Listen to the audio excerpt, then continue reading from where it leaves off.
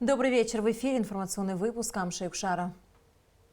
Сегодня вице-президент Бадра Гунба представил коллективу Министерства юстиции нового руководителя. Анри Барцыц назначен на эту должность указом президента Аслана Бжания.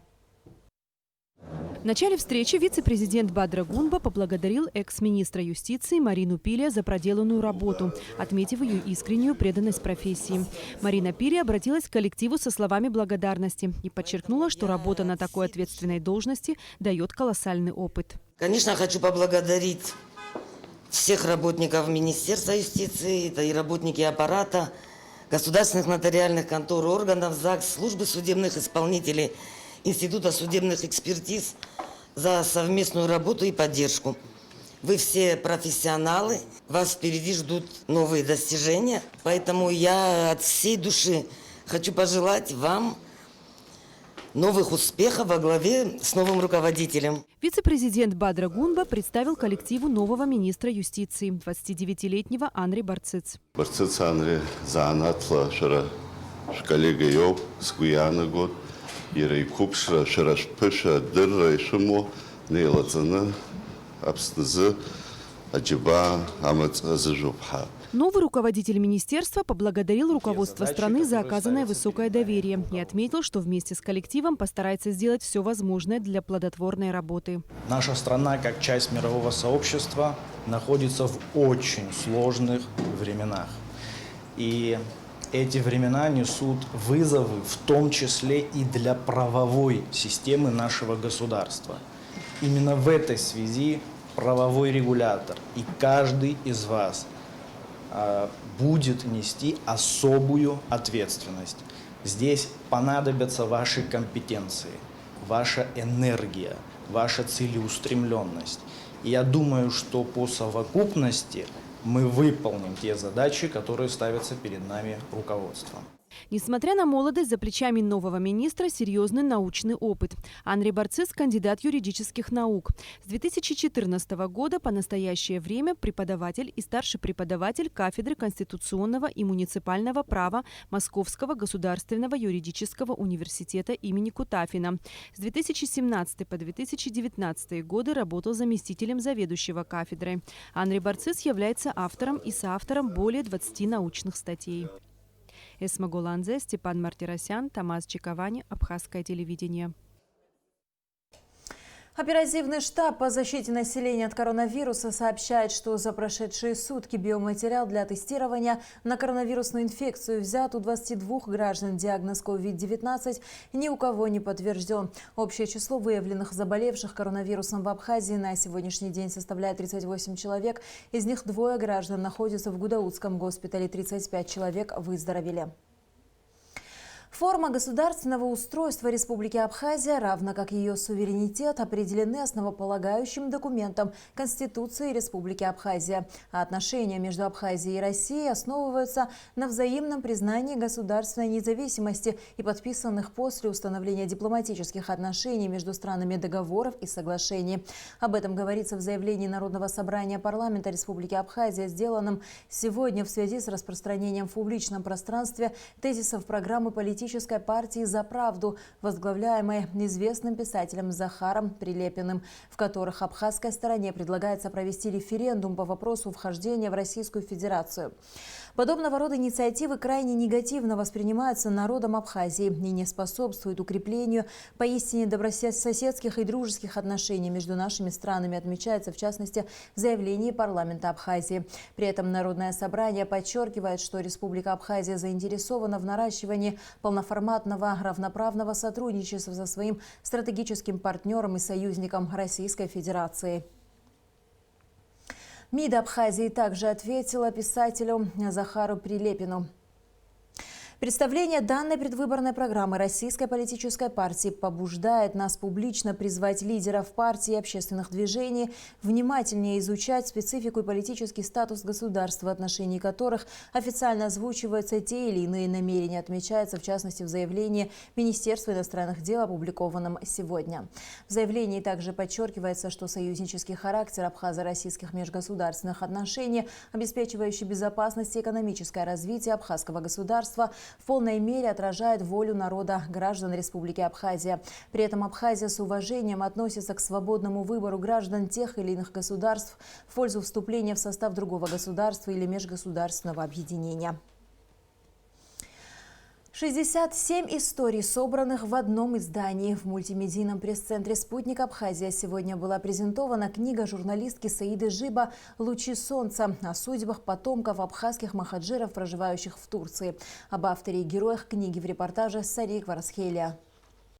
В свет вышла книга абхазской журналистки Саиды Жиба «Лучи солнца», посвященная 155-летней годовщине махаджирства, насильственному переселению абхазов и абазин с их исторической родины. В книге автор рассказывает истории нескольких десятков представителей абхазо-абазинской диаспоры, проживающих на сегодняшний день в Турции. Идея написать такую книгу возникла у автора 2 года назад во время ее очередной поездки в турецкий Адапазар, где она гостила у нашей соотечественницы Юджаль Сергея. За это время Саиде Жиба удалось познакомиться с представителями абхазо-абазинской диаспоры из разных регионов Турции. Многие из них добились больших успехов в различных сферах. Саиде захотелось рассказать об этом и у себя на родине. У меня родилась идея в виде журнала собрать около 30 очерков и выпустить журнал, чтобы познакомить абхазского читателя со своими соотечественниками. Я поделилась этой идеей со своей подругой Зариной Кухонь, а также с Юджаль Сергеей. Они меня поддержали, и в течение нескольких месяцев они мне нашли героев. Изначально количество героев было около 30, потом их стало больше, 50, и в итоге получилось 67 героев. Книга представляет собой сборник биографических и исторических данных об известных людях, представителях абхазо-абазинской диаспоры. В издании вошли истории политиков, режиссеров, бизнесменов, банкиров, профессоров. Например, рассказ о докторе Заки Лацушба, который входит в 5 лучших в мире окулистов, а также истории известного турецкого режиссера Эзеля Кове и популярного в Турции актера театра и кино Серкана Айкуспа. У молодого актера очень много поклонников. Он живо интересуется историей своей родины, Апсны, мечтает побывать здесь и даже снять фильм. Есть рассказы и о профессиональных спортсменах. Кстати, на презентацию книги приехал один из героев книги, боксер Энвер Бзагуа. За 7 лет турецкий боксер абазинского происхождения 17 раз становился чемпионом Анкары, 7 раз выигрывал в региональных чемпионатах, не раз заслуживал звания чемпиона Турции. Значительная часть издания посвящена ветеранам Отечественной войны народа Абхазии. Самой молодой героине книги всего 25 лет, а самому старшему больше 100.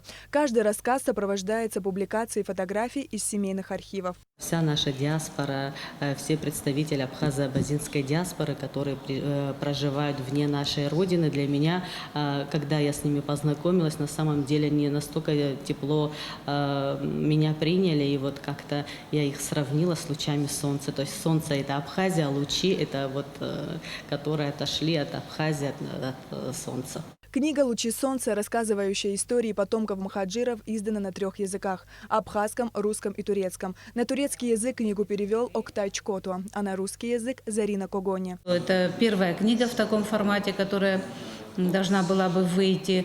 И тем более эта книга касалась наших соотечественников, которые проживают в Турции. Хотелось бы, чтобы все было безукоризненно и чтобы не было повода к чему-нибудь придраться. Хотелось бы, чтобы у этой книги было продолжение, чтобы эта книга была бы первая в цикле подобных изданий. Тема махаджирства близка Саиде. В 1877 году ее прапрапрадед вынужден был со своей семьей покинуть родину. Однако, прожив 3 года в Турции, он сумел вернуться в Абхазию. Личная история помогла Саиде донести до читателя живые истории наших соотечественников, переживших тяжелые жизненные испытания. Книга не для продажи. Всего 300 экземпляров, 200 экземпляров я оставила нашим соотечественникам, естественно, героям книги, их друзьям, родственникам, а также передала абхазским, кавказским культурным центрам. В Абхазию я привезла 100 экземпляров, естественно, также я их подарю своим близким друзьям. Презентация прошла в 3 городах: в Стамбуле, в Анкаре и в Адапазаре. В завершении встречи Саида Жиба подписала книги и подарила всем присутствовавшим. Сария Кварацхеля, Инала Гухава, Абхазское телевидение. В управлении образования столицы обсудили вопросы организации работы дошкольных учреждений после карантина. На совещании с участием заведующих всех детских садов Сухума было решено, что прием документов детей, которые пойдут в сады в сентябре, начнется в конце августа. Во встрече принял участие глава администрации Беслан Эшба. На совещании обсуждались различные вопросы, связанные с функционированием дошкольных учреждений, основные среди которых питание детей, содержание детских садов, преподавание родного языка. В столице работает 13 государственных дошкольных учреждений. Начальник управления образования города Сухум Астанда Таркел отметила, что нужно обсудить проблемы, найти пути их решения, для того, чтобы вывести работу на более качественный уровень. Для нас первостепенная задача – это методическая работа. Все наши руководители опытные, есть молодые специалисты, которые работают в наших дошкольных учреждениях.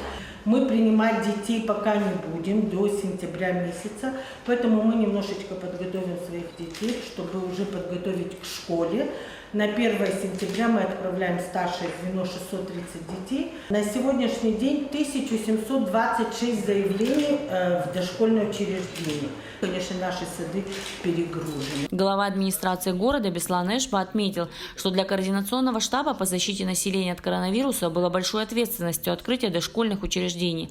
Он сообщил, что будет произведена ревизия детских садов и составлен реестр того, что нужно делать в первую очередь. Это на самом деле очень ответственное решение для руководства страны, потому что угроза возобновления каких-либо фактов о коронавирусной инфекции, она все равно остается. Мы пошли на этот шаг все вместе, предложили президенту это решение, оно было принято, потому что есть такой социальный момент, который мы должны были этот вопрос снимать уже дальше. То есть, тем более с учетом того, что новый учебный год должен начаться. Поступил документ, выработанный вами же на те мероприятия, которые необходимо провести в детских садах.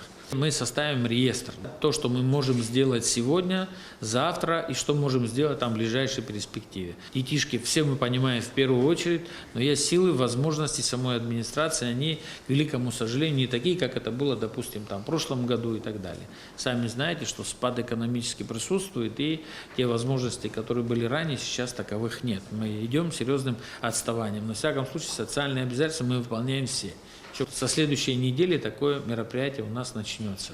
Заведующие, присутствовавшие на совещании, подробно рассказали о проблемах, которые существуют в дошкольных учреждениях. Некоторых беспокоит качество питания, у других подтапливает подвалы, дворы детского сада. Обсуждали методическую работу и введение родного языка в русские группы. Детей у нас всего по списку было 152 на 4 группы. Из них самое страшное то, что площадь групповых комнат составляет всего 25 квадратных метров.